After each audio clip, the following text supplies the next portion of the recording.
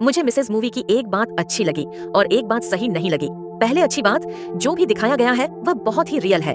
ये मैंने खुद अपने घर में, रिश्तेदारों के घर में देखा है और बहुत सी फीमेल से सुना भी है। किचन का एंडलेस काम, no appreciation, males not, helping wife के करियर गोल्स को दबाना, हस्बैंड की family teaming up, so movie ने प्रॉब्लम को बहुत अच्छे से कैप्चर किया है। अब जो सही नहीं लगा, प्रॉब्लम से डील कैसे करना है, वहाँ गड़बड़ हो गई। रिचा पहले बहुत ही नाइस बहू थी, सबकी बातें मान रही थी, बट हर दिन उनके गलत बिहेवियर से उसके अंदर गुस्सा बिल्डअप हो रहा था। फिर सडनली एक दिन ससुर के गेस्ट, जिन्होंने उसका कुछ नहीं बिगाड़ा था, उन्हें पाइप का पानी सर्व किया और अपने घर चली गई। और फिर डिवोर्स। ये सही तरीका नहीं था। जैसे कि फ्रेंड्स तुम्हारा मजाक उड़ा रहे हैं, तुम पहले तो स्माइल कर रहे हो, सुन रहे हो, फिर एकदम से उनके मुंह पर मुक्का मारकर निकल जाओ। सही तरीका क्या होना चाहिए? 1. अपने अंदर भड़ास भरने ही मत दो।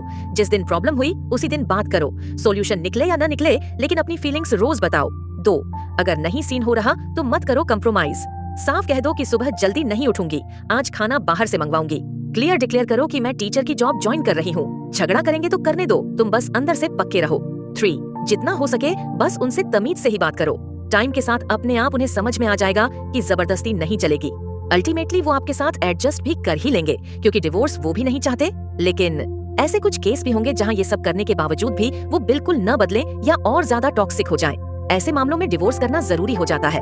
बेसिकली मूवी ने प्रॉब्लम को दिखाने में 9 में से 10 स्कोर किया, लेकिन सॉल्यूशन सही नहीं था। बाय द वे, डिवोर्स से पहले थेरेपी भी जरूर ट्राई करो।